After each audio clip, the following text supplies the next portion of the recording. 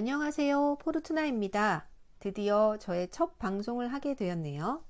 유명인도 전문가도 아닌 그냥 보통 사람이 방송을 한다는 일이 쉽지 않네요. 이 방송은 편하게 그냥 저의 기록이라 생각하고 만들었습니다. 혹시 지나가다 들으시는 분들을 위해 청중이 계시다 생각하고 방송을 하겠습니다. 얼마 전에 읽은 무엇이 옳은가 라는 책에 너무나 많은 이야깃거리가 있길래 한번 가져와 봤습니다.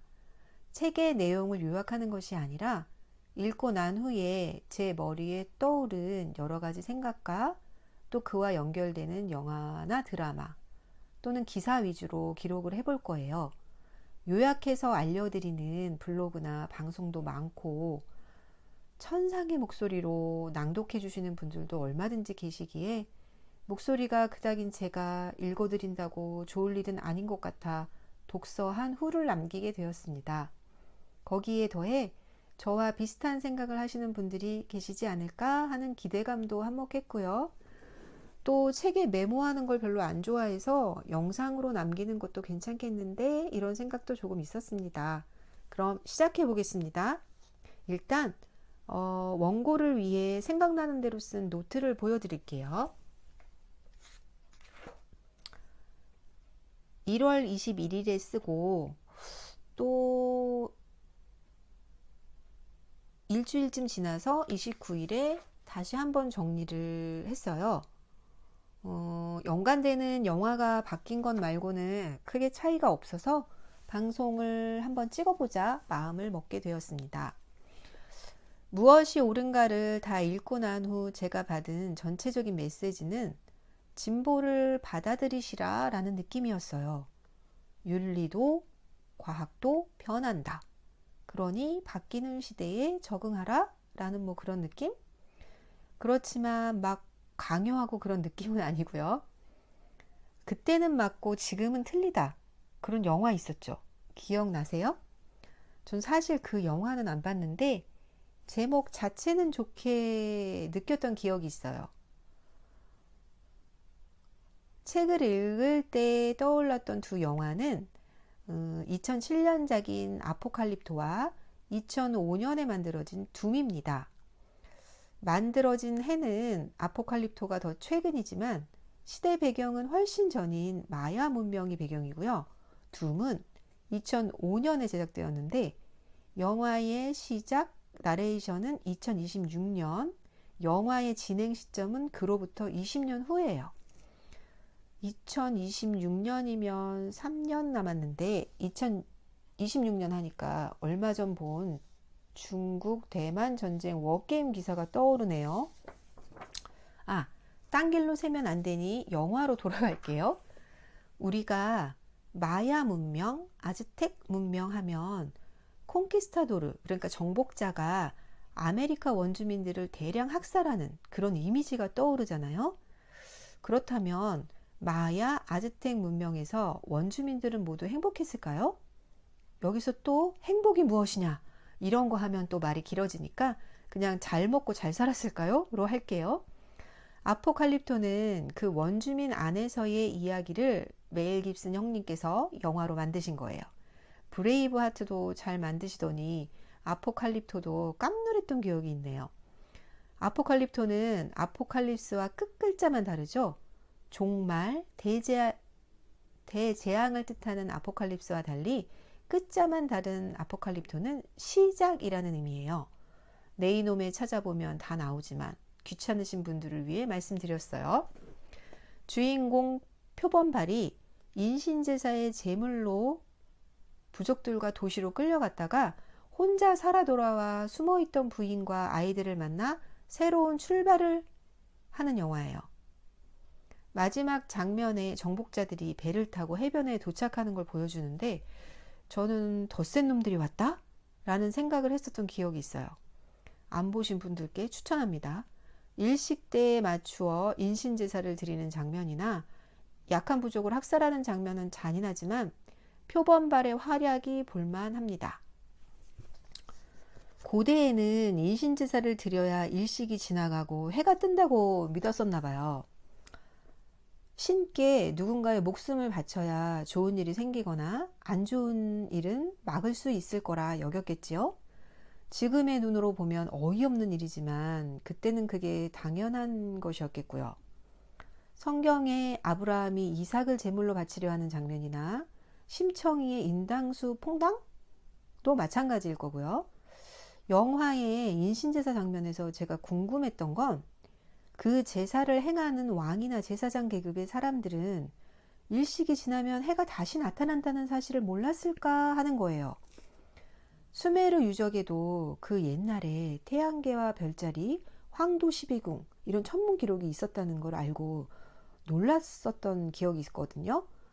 영화에 보면 제사를 지내는 피라미드 밑에 일반 시민들이 몰려 기도라고 해야 하나, 그러니까 의식에 참여하는 장면이 나오는데 그들은 모르고 피라미드 위에 있는 사람들은 일식의 주기를 알고 있지 않았을까 하는 생각이 들더라고요.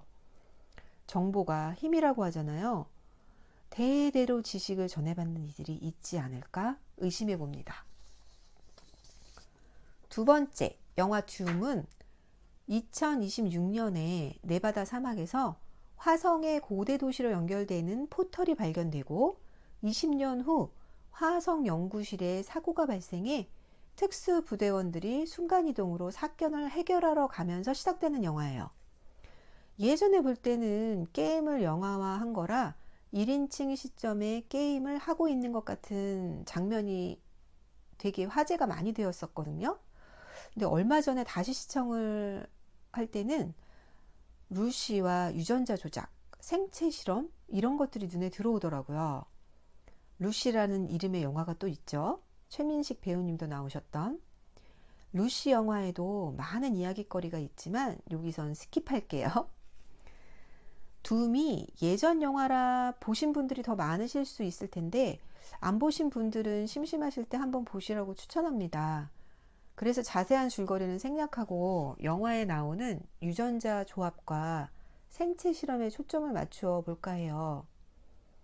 유전자의 조합은 인간과 화성에서 발견된 유인원 루시의 유전자가 사용되는데 생체 실험에는 죄수가 선택이 되어요. 이 시점에서 731 부대와 독일의 생체 실험, 캡틴 아메리카가 떠올랐어요. 유전자 조합은 하면 안 되는 걸까요? 우리의 생각과 의견과 상관없이 이루어지고 있다 생각하면 오버일까요? 영화 중에 화성으로 파견된 특수부대 팀장과 팀원 사이에 괴물로 변하는 바이러스에 전염되어 있는 사람이 섞여 있는 무리를 몰살해야 되나 하지 말아야 하는 문제로 언쟁이 벌어져요. 전쟁이라고 생각하면 저기 섞여 있는 우리 쪽 무리에게 총구를 겨눠야 하냐 말아야 하나 라는 문제가 될 텐데요. 마음이 약해 몰살을 못 시킨 막내 부대원이 팀장에게 명령 불복종이란 이유로 죽임을 당합니다. 생명은 소중하다. 잘못하면 다 죽을 수 있다. 이 대립 같기도 한데 어쨌든 몰살을 주장한 팀장은 나중에 죽어요. 이미 예상하셨겠지만요. 책에 언급되는 내용 중에 이런 예들이 이 영화로 쉽게 설명되지 않나 해서 말씀드렸고요.